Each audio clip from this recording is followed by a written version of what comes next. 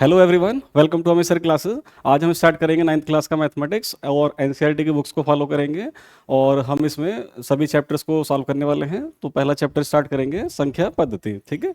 और इसमें मेनली जो टॉपिक होते हैं वो प्राकृतिक संख्याएं, उसके बाद पूर्ण संख्याएं, पूर्णांक, फिर परिमेय संख्याएं, परिमेय संख्या, अपरिमेय संख्या कैसे हम अंतर करते हैं, ठीक है। तो ये सब करने वाले हैं, तो स्टार्ट करते हैं, ठीक है।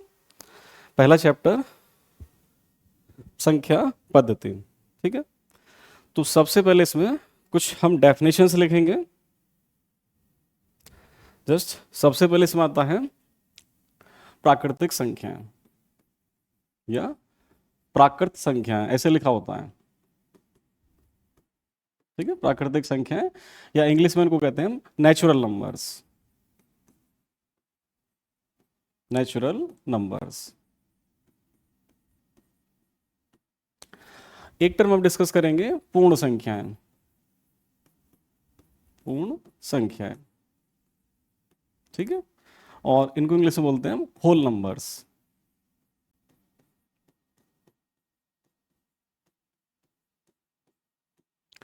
और एक टर्म आएगा इसमें पूर्णांक, ठीक है, जिसे हम कहते हैं इंटीजर्स। तो मेनली हमको ये तीन तरह की संख्याओं में डिफरेंस देखना है कि क्या इनका मीनिंग होता है, देखते हैं, ठीक है। तो तीन तरह के नंबर्स हमने लिखे हुए हैं यहाँ पर बच्चों। कौन कौन से? सबसे पहले प्राकृतिक संख्याएं, नेचुरल नंबर्स। सेकंड पूर्ण संख्याएं जिसको हम होल नंबर्स कहते हैं। और थर्ड वन इज इंटीजर्स, ठीक है ना, पूर्णांक कहते हैं। अच्छा, एक चीज देखो, जो हमारे काउंटिंग नंबर्स होते हैं, जो हमारे काउंटिंग्स नंबर होते हैं, देखो जब आप काउंटिंग करते हैं कैसे करते हैं, 1 2 3 4, ये तो काउंटिंग नंबर्स होते हैं, या 1 2 3 4। जब भी आपसे बोला कि भाई आप गिनो यहाँ पर कितने स्टूडेंट्स बैठे हुए हैं क्लास में, तो आप काउंटिंग करेंगे 1 2 3 4, तो 1 से स्टार्ट करते हैं ना, 0 से स्टार्ट नहीं करते हैं। तो ध्यान रखना, प्राकृतिक संख्याओं में हम काउंटिंग नंबर से लेते हैं, और काउंटिंग नंबर कहाँ से स्टार्ट होते हैं? 1 से स्टार्ट होते हैं। तो इस तरह के काउंटिंग नंबर्स का जो एक कलेक्शन होता है, जो संग्रह होता है, इसी संग्रह को हम बोलते हैं नेचुरल नंबर्स। और इस संग्रह को हम बच्चों एन से इंडिकेट करते हैं। नेचुरल नंबर है तो इसलिए एन से इंडिकेट करते हैं, एन फॉर नेचुरल नंबर्स। और इस तरह का हम सिंबल बनाते हैं, स्मॉल ब्रैकेट, और फिर ऐसे लिखते हैं 1 2 3 4, ठीक है। तो ये जो ब्रैकेट लिखा हुआ है इसको हम या तो सेट बोलते हैं, सेट, ठीक है, या संग्रह बोलते हैं, या इंग्लिश में कलेक्शन भी बोलते हैं। So the collection of all the counting numbers is called natural number, N से इंडिकेट करते हैं। अब देखो बच्चों, यदि इस प्राकृतिक संख्याओं के सेट में आप जीरो भी इंक्लूड कर लेते हैं तो फिर उसको बोलेंगे पूर्ण संख्या। क्या बोलेंगे? पूर्ण संख्या, डब्लू। यदि आप नेचुरल नंबर के सेट के साथ में जीरो को भी कंसीडर कर लेते हैं, जीरो और डाल दो उसके अंदर, एक जीरो लो और इस ब्रैकेट में डाल दो आप, ठीक है। तो मैं से दिखाता हूं, हमने एक एलिमेंट जीरो भी ले लिया, ठीक है, और बाकी सब जो ऑलरेडी पहले थे इनको लिख दो आप, जो पहले से थे ऑलरेडी, 1 2 3 4 एंड सो ऑन। कितने हो सकते हैं ये? तो अब ये जो सेट होगा, इस सेट को बोलेंगे हम पूर्ण संख्या, ठीक है ना। ये जो संग्रह लिखा हुआ है ये पूर्ण संख्या बोला जाता है। तो एक तरह से देखो बच्चों, ये भी लिखना गलत नहीं होगा कि जो डब्लू होता है, जो होल नंबर्स होते हैं, वो जीरो प्लस नेचुरल नंबर होता है, ठीक है। हमने क्या किया, नेचुरल नंबर के सेट में एक जीरो को ऐड कर दिया, तो जीरो प्लस नेचुरल नंबर में पूर्ण संख्या है, होल नंबर्स। और देखो इस वाले सेट में देखो हमने क्या लिखा हुआ है, जीरो लिखा हुआ है, और सभी प्लस के काउंटिंग नंबर्स लिखे हुए हैं। तो इनकेस इस वाले सेट में आप सभी काउंटिंग नंबर्स के माइनस भी कंसीडर कर लेते हैं, तब उसको बोलेंगे हम पूर्णांक। क्या बोलेंगे? पूर्णांक या इंटीजर्स। तो ऐसे लिखेंगे, देखो पूर्णांक के सेट को हम जेड से लिखेंगे, ठीक है ना। तो इस वाले सेट में आपने सभी काउंटिंग नंबर्स के माइनस भी लेने हैं, -4 -3 -2 -1 0, और ऑलरेडी ये सब प्लस के काउंटिंग नंबर तो पहले से थे, +1 +2 +3, यहां प्लस लगा सकते हैं आप, एंड सो ऑन, +4 भी लिख सकते हैं, ठीक है। तो एक तरह से जो पूर्ण संख्याओं का हमने सेट लिखा हुआ था, देखो ये सब लिखा हुआ जीरो भी है और ये सारे प्लस के काउंटिंग नंबर्स भी हैं। बस हमने क्या किया बच्चों, हमने इन काउंटिंग नंबर्स के माइनस साइन भी ले लिए। तो हम एक तरह से ये भी कह सकते हैं कि जो जेड होता है, जो पूर्णांक होते हैं, उसके अंदर एक तो जीरो होता है, प्लस नेचुरल नंबर होते हैं, और माइनस नेचुरल नंबर्स भी होते हैं, zero comma plus minus natural numbers, ऐसे लिखेंगे हम। जीरो भी होता है, प्लस के भी नेचुरल नंबर्स होते हैं इसमें और माइनस के भी नेचुरल नंबर्स होते हैं। तो कई बार क्वेश्चन ना इन्हीं से बस आपसे डेफिनेशन पूछ लेता है, बताओ ये प्राकृतिक संख्या है या पूर्ण संख्या है या पूर्णांक है। एक बात क्लियर देख लेना बच्चों, जो प्राकृतिक संख्या होगी वो पूर्ण संख्या तो 100% होगी और वो पूर्णांक भी होगी। देखो जैसे 1 का एग्जाम्पल देखो, 1 प्राकृतिक संख्या भी है, 1 पूर्ण संख्या भी है और 1 यहां पर पूर्णांक भी है। दैट मीन्स जो प्राकृतिक संख्या होगी वो हमेशा पूर्ण संख्या होगी और वो हमेशा पूर्णांक भी होगी। ऐसे जो पूर्ण संख्या है वो हमेशा पूर्णांक भी होगी। बट उल्टा ट्रू नहीं होगा, मतलब हो भी सकता है और नहीं भी हो सकता है। जैसे 0 को देखो, 0 देखना बच्चों, 0 कैसा नंबर है? 0 पूर्ण संख्या तो है बट ये प्राकृतिक संख्या नहीं है। मीन्स कोई भी पूर्ण संख्या प्राकृतिक संख्या हो भी सकती है और नहीं भी हो सकती। देयर इज नो बाउंडेशन, कोई ऐसा निश्चित नहीं होगा। ऐसे देखो आप, -2 पूर्णांक तो है बट ये पूर्ण संख्या नहीं है और ना ही ये प्राकृतिक संख्या है। मीन्स रिवर्स ऑर्डर में हमेशा इक्वलिटी हो भी सकती है और नहीं भी हो सकती है। पर जब लेफ्ट से राइट में जाएंगे आप तो ये वाली संख्या ये हमेशा होगी, ये वाली संख्या ये हमेशा होगी। बट पूर्णांक पूर्ण संख्या हो भी सकता है और नहीं भी हो सकता है। ऐसी पूर्ण संख्या प्राकृतिक संख्या हो भी सकती है और नहीं भी हो सकती है। ठीक है बच्चों, जल्दी से नोट करो इसको आप, जल्दी से नोट कीजिए इसको आप, फिर और चीजें डिस्कस करते हैं इसमें। तो ये हमारा रहा प्राकृतिक संख्याएं, पूर्ण संख्याएं और पूर्णांक। ठीक है बच्चों, लिख लिया होगा आपने। अच्छा, ये जैसे यहाँ पे नंबर्स लिखा ना प्राकृतिक संख्याएं, ऐसे भी लिख सकते हैं हम, ठीक है ना, प्राकृतिक संख्याएं ये पूर्णांक। ठीक है, तो ये एक डिस्कशन रहा। अगला डिस्कशन देखो इसमें, आगे इसमें आता है बच्चों परिमेय संख्या। इस एक्सरसाइज का सबसे इंपॉर्टेंट तो यही पॉइंट है, परिमेय संख्या। ठीक है, परिभाषा लिखेंगे पहले फिर मतलब देखेंगे। ठीक है, तो परिभाषा लिखो आप इसमें, किसी संख्या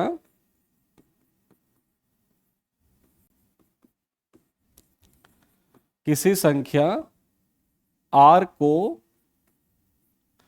परिमेय संख्या कहते हैं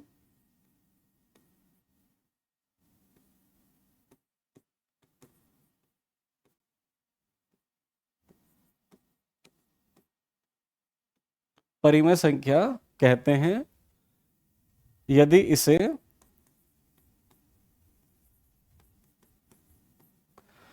P/Q के रूप में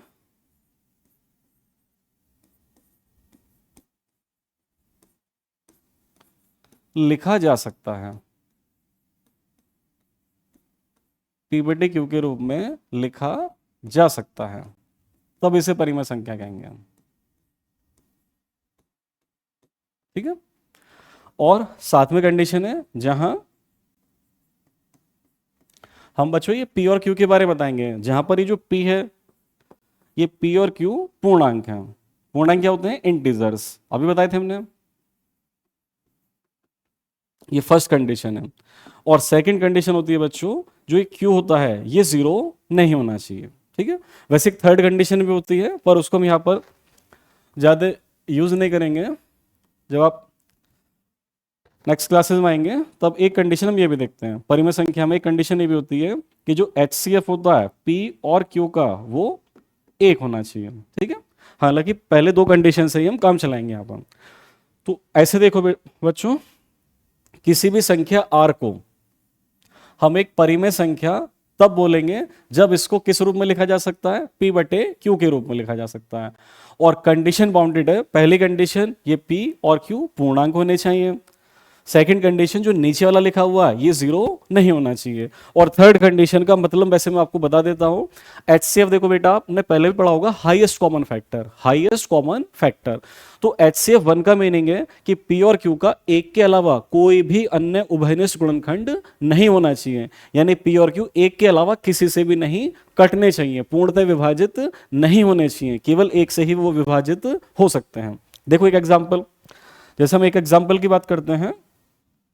फॉर एग्जाम्पल जैसे मैंने 1/3 लिखा, तो आप देखो ये 1/3 परिमेय संख्या है, बिल्कुल है, इसमें कोई डाउट नहीं है, ये एक परिमेय संख्या होगी। ठीक है, परिमेय संख्या है। कैसे होगी आप चेक करो। देखो पहली कंडीशन हमने P की जगह क्या रखा है, यहाँ पे P का मान कितना है? 1। ठीक है, ऊपर वाली संख्या को p बोलेंगे और नीचे वाली संख्या को बच्चों q बोलते हैं। q की जगह क्या रखा हमने 3। तो देखो पहली कंडीशन फुलफिल हो रही है, p और q पूर्णांक है। 1 और 3 क्या थे? 1 और 3 पूर्णांक थे। आप देखो इसमें 1 और 3 तो पूर्णांक होते हैं ना, 1 और 3 पूर्णांक हैं। उसके बाद सेकंड कंडीशन देखो, जो नीचे वाला है ये भी फुलफिल हो रहा है, नीचे वाली कंडीशन 0 नहीं होनी चाहिए, तो क्यों यहां पर 0 नहीं है। और थर्ड कंडीशन भी बच्चों यहां पर फुलफिल है। आप देखो 1 और 3 का जो HCF होगा, 1 और 3 का जो HCF होगा बच्चों, वो केवल और केवल एक ही हो सकता है। आप देखो ऐसा कोई भी नंबर नहीं है अदर देन 1, 1 के अलावा ऐसा कोई भी नंबर नहीं है जो 1 और 3 को एक साथ विभाजित कर सकता है। तो 1 और 3 का वेनेस्ट गुणनखंड भी केवल एक ही है। तो इससे सिद्ध हो जाता है ये एक कैसी संख्या है बच्चों? ये एक परिमेय संख्या है। ठीक है, कॉपी करो जल्दी से, ये एक परिमेय संख्या है। ठीक है बच्चों, ठीक है। अब देखो बस इसमें प्रश्नावली पर आ जाते हैं। आप देखेंगे बच्चों यदि हाँ एनसीईआरटी का जो बुक है तो देखो है हमारे पास, हाँ ये देखो एनसीईआरटी का पहला चैप्टर। आपके पास बुक नहीं है तो आप स्क्रीनशॉट ले सकते हो बच्चों। ठीक है, आप देखते चलेंगे पहला चैप्टर ये। पहले देखो उन्होंने संख्या रेखा दिखाया हुआ था, फिर देखो यहाँ पर काउंटिंग नंबर्स लिए, काउंटिंग नंबर्स में 0 डाला तो ये होल नंबर हो गया, और फिर देखो इंटीजर्स आ गया पूर्णांक। ठीक है, फिर इसके बाद में परिमेय संख्या की परिभाषा आई देखो। ठीक है, देखो यहां पर आ गया परिमेय संख्या की परिभाषा। आप यहां पर नोटिस करेंगे यहां पर परिमेय संख्या की परिभाषा आगे थे। किसी संख्या r को परिमेय संख्या कब कहते हैं? जब इसे p/q के रूप में लिखा जा सकता है, p और q पूर्णांक है, q 0 नहीं है। और देखो दो ही कंडीशन से काम चलाया था, मैंने कहा था ना 2 कंडीशन काफी हैं। फिर आगे बस एग्जाम्पल लिए हुए हैं और फिर इसके बाद हमारी एक्सरसाइज आ जाती है। तो पहली प्रश्नावली में आप देख सकते हैं बच्चों केवल 4 प्रश्न है, वो हमने अलग से स्लाइड में लिए हुए हैं। तो यहाँ पर इनकेस विजिबिलिटी कम है तो हम स्लाइड से क्वेश्चन करते हैं। देखो अलग से क्वेश्चन बनाए हुए थे। हाँ, तो देखो प्रश्नावली 1.1 का पहला क्वेश्चन। पहला क्वेश्चन ये पूछा बच्चों, क्या 0 एक परिमेय संख्या है? ठीक है, और आगे पूछा क्या आप इसे p/q के रूप में लिख सकते हैं? तो देखो यही तो परिभाषा थी, जो संख्या p/q के रूप में लिखी जा सकती है वो परिमेय संख्या होगी। तो बच्चों 0 को तो लिख सकते हैं, देखो 0 लिखा हुआ है, हम 0 को ऐसे तो लिख सकते हैं ना 0/1 या 0/2, 0/3 कुछ भी लिख लो। तो आप ध्यान से देखो बच्चों, ये p/q का ही तो रूप लिखा हुआ है, और यहाँ पे p का मान क्या होगा? जहां पर p का मान 0 है और q का मान कितना है? 1 है। तो पहली कंडीशन फुलफिल है, p और q यहां पर पूर्णांक है। दूसरी कंडीशन नीचे वाला 0 नहीं है, तो ये परिमेय संख्या की शर्त को पूरा कर रहा है। तो आप लिख देंगे हाँ 0 एक परिमेय संख्या है, क्योंकि इसे p/q के रूप में लिखा जा सकता है, जहां पर p और q पूर्णांक है और q 0 नहीं है। ठीक है, तो बस ऐसे लिखना होगा, हाँ 0 एक परिमेय संख्या है। ठीक है, क्योंकि इसे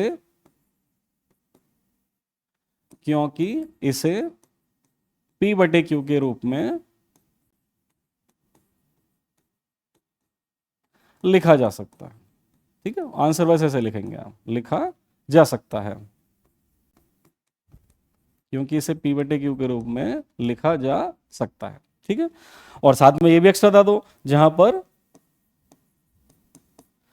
p और q पूर्णांक हैं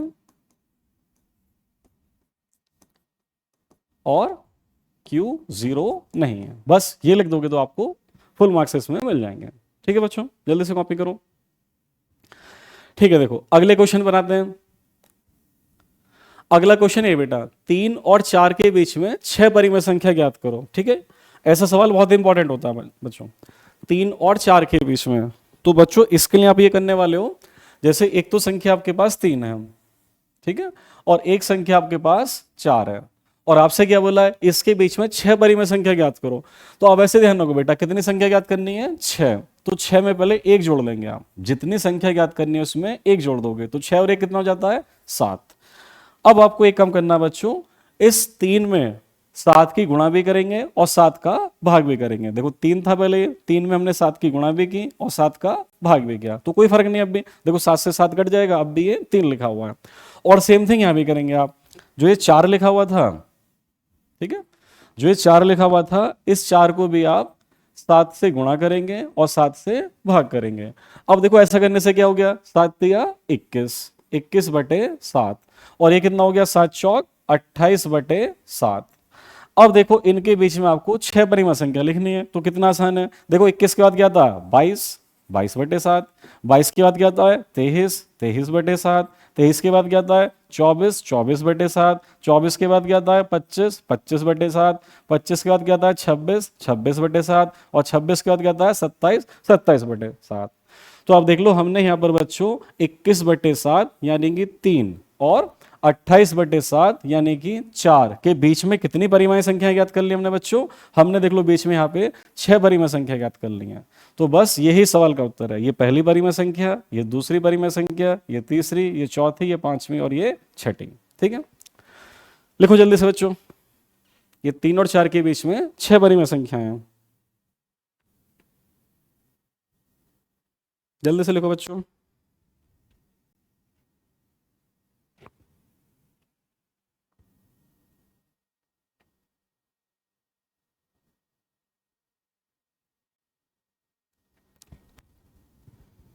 ठीक है बच्चों, लिख लिया होगा। अगला प्रश्न देखिए, क्वेश्चन नंबर 3। बिल्कुल ऐसे 3/5 और 4/5 के बीच में 5 परिमेय संख्याएं ज्ञात कीजिए। अब देखो एक बार आप भी ट्राई करो, जैसे अभी कराया था, बिल्कुल ऐसे सवाल है, आप भी वीडियो पॉज करो और ट्राई करो जल्दी से, देखो कितनी संख्या कैसे आएंगे, फिर मैं कराता हूं, पर आप भी करो उसको। ठीक है, आप भी ट्राई करो बच्चों।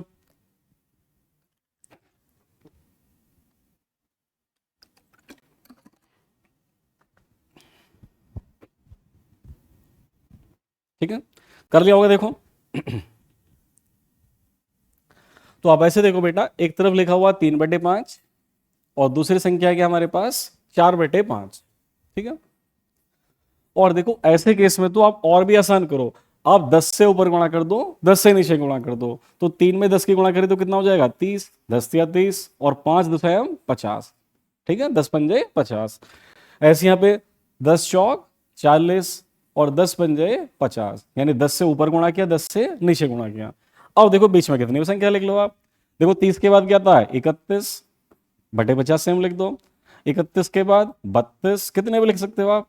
32 के बाद 33, 33 के बाद 34 और 34 के बाद 35। ठीक है, बटे 50 सब में लिख देंगे। और हमें ध्यान से देखो बच्चों, 5 ही परिमेय संख्या ज्ञात करने थे, तो ये 5 परिमेय संख्या ये हो जाएंगे।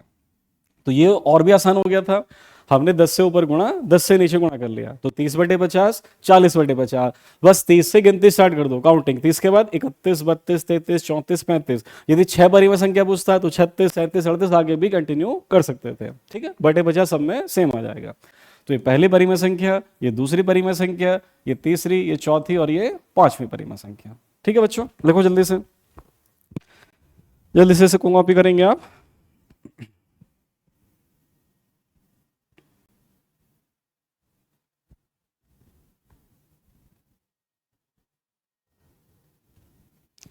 ठीक है बच्चों, लिख लिया होगा आपने। चलो अगला सवाल देखते हैं।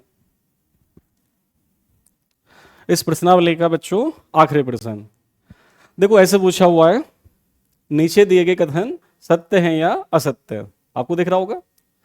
हाँ, तो मैंने यहां पर ऐसे कर दिया है, ये पूछा हुआ है बच्चों, आपको बताना ये कथन सत्य हैं या असत्य हैं। तो पहला कथन देखो बच्चों, पहला कथन या पहला स्टेटमेंट जो दिया हुआ है ना, ये मैं आपको थोड़ा बड़ा करके लिखता हूं, प्रत्येक प्राकृतिक संख्या एक पूर्ण संख्या होती है। तो पहले स्टेटमेंट में बोला हुआ है प्रत्येक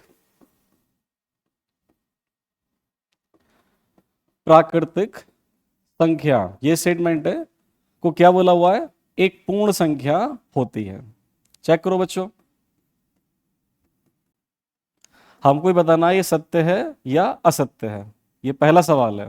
ठीक है, चेक करो। अब देखो पूर्ण संख्या और प्राकृतिक संख्या की परिभाषाएं आपको लिखाई थी। ठीक है, देखो आपको अभी बताया था सबसे शुरू में सब कराया था बच्चों ये देखो प्राकृतिक संख्या क्या होती है, 1 2 3 4, और पूर्ण संख्या क्या होती है, उसमें 0 भी आ जाता है।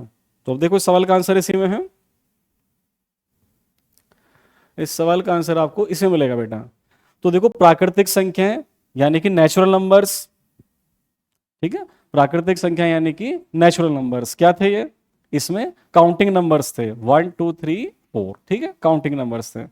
और पूर्ण संख्या क्या होती हैं, पूर्ण संख्या को हमने W से लिखा था, होल नंबर, और इसमें 0 भी आता है, 0 1 2 3 4, ठीक है। तो देखो बच्चों ये जो पूर्ण संख्याओं का संग्रह है, इस संग्रह में सारी की सारी प्राकृतिक संख्याएं अपने आप में शामिल हैं, ठीक है, इसलिए प्रत्येक संख्या पूर्ण संख्या होगी। कन्फर्मेशन देखो कोई डाउट नहीं है। आप जैसे एक एक स्टार्ट करो, 1 प्राकृतिक संख्या भी है और 1 पूर्ण संख्या भी है, 2 प्राकृतिक संख्या भी है और 2 पूर्ण संख्या भी है, 3 प्राकृतिक संख्या भी है, पूर्ण संख्या भी है, 4 प्राकृतिक संख्या भी है और पूर्ण संख्या भी है। यानी कि प्रत्येक प्राकृतिक संख्या हमेशा बच्चों पूर्ण संख्या भी होगी, क्योंकि पूर्ण संख्या के संग्रह में प्राकृतिक संख्याएं उपस्थित हैं, ठीक है। लिखो जल्दी से, आप अपने अकॉर्डिंग लिखो। आप ऐसे लिख देंगे, हाँ ये लिख देंगे सत्य है, ये कथन सत्य है। और क्यों सत्य है, क्योंकि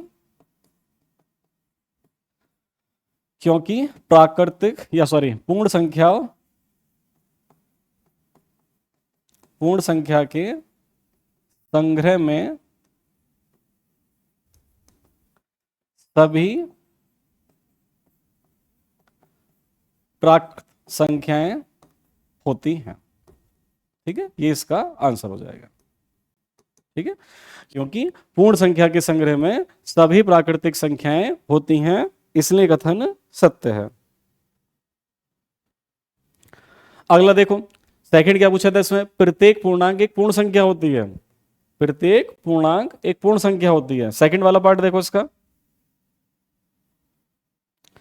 जो इसका सेकंड वाला पार्ट है बच्चों नंबर 2, सेकंड नंबर में दिया हुआ प्रत्येक पूर्णांक। पूर्णांक क्या होते हैं बच्चों, पूर्णांक को मैंने जेड से लिखा था, और पूर्णांक में क्या होता है, 0 होता है, प्लस का 1 2 प्लस का 3, इस तरह से, और ये सब माइनस वाले भी होते हैं। तो अब की बार स्टेटमेंट ये बच्चों, प्रत्येक पूर्णांक एक पूर्ण संख्या होती है। नहीं देखो ऐसा नहीं है, जैसे ये जो माइनस वाले डिजिट हैं, ये माइनस वाले पूर्णांक तो हैं, लेकिन ये पूर्ण संख्या नहीं है। तो आप लिख देंगे ये कथन असत्य है, ये कथन असत्य है। एक उदाहरण दे देंगे क्यों असत्य है। फॉर एग्जाम्पल जैसे -3 का ले लो आप, या -2 का, ठीक है, बुक में आपके एनसीईआरटी में -2 का दिया हुआ है। -2 देखो बच्चों ध्यान से, ये पूर्णांक है ना बच्चों, ये पूर्णांक है, तो -2 पूर्णांक तो है, लेकिन -2 इसमें नहीं आ रहा। तो -2 एक ऐसा उदाहरण है, ये पूर्णांक है, लेकिन ये क्या नहीं है, लेकिन यह पूर्ण संख्या नहीं है, लेकिन ये पूर्ण संख्या नहीं है, ठीक है बच्चों, इसलिए ये कथन असत्य है। हमसे बोला था प्रत्येक पूर्णांक एक पूर्ण संख्या होती है, तो ये बात गलत है, प्रत्येक पूर्णांक एक पूर्ण संख्या नहीं होगी। -2 पूर्णांक तो है, लेकिन -2 पूर्ण संख्या नहीं है। तीसरा देखो बेटा, तीसरे बोला है प्रत्येक परिमेय संख्या एक पूर्ण संख्या होती है, नहीं, ये भी गलत है। तो देखो बेटा स्टेटमेंट तो पहला वाला सही था, बाकी ये भी असत्य है और ये भी असत्य है। तीसरा वाला मैं देखो यहां लिख देता हूं, थर्ड वाला ये भी लिख देंगे आप, असत्य है। और असत्य को एक बार आप अपने बात को समर्थन देने के लिए एक उदाहरण दे देंगे। फॉर एग्जाम्पल जैसे देखो 1/2, 1/2 कैसी संख्या है, परिमेय संख्या है, ये परिमेय संख्या तो है, ठीक है, लेकिन यह पूर्ण संख्या नहीं है, लेकिन ये पूर्ण संख्या नहीं है। देख लो परिमेय संख्या की तो कंडीशन फॉलो कर रही है ना बच्चों, ये जो P/Q के रूप में होते हैं वो परिमेय संख्या होते हैं। तो परिमेय संख्या तो है, लेकिन देखो पूर्ण संख्या में नहीं आ रही, पूर्ण संख्या में बटे की संख्या नहीं आती है, पूरे नंबर आते हैं, फुल नंबर्स आते हैं, या 0 आता है। तो ये कथन भी हमारा असत्य था, ठीक है बच्चों। तो इस तरह से हमने आज ये चैप्टर फर्स्ट की फर्स्ट प्रश्नावली जो पहली एक्सरसाइज थी 1.1 कंप्लीट कर लिया है। होप आपको समझ में आया होगा, और कोई दिक्कत है तो वीडियो को फिर से रिवाइज करके देखो, आप बार बार देखो, आपको समझ में आएगा। नोट साथ के साथ बनाते चलो, ठीक है। तो इस वीडियो को हम यहीं स्टॉप करते हैं, अगली वीडियो में फिर हम एक्सरसाइज 1.2 की बात करेंगे। Thank you very much video देखने के लिए। वीडियो अच्छे लगे तो लाइक कर देना, अपने फ्रेंड्स को शेयर करना और चैनल को सब्सक्राइब कर देना। Thank you.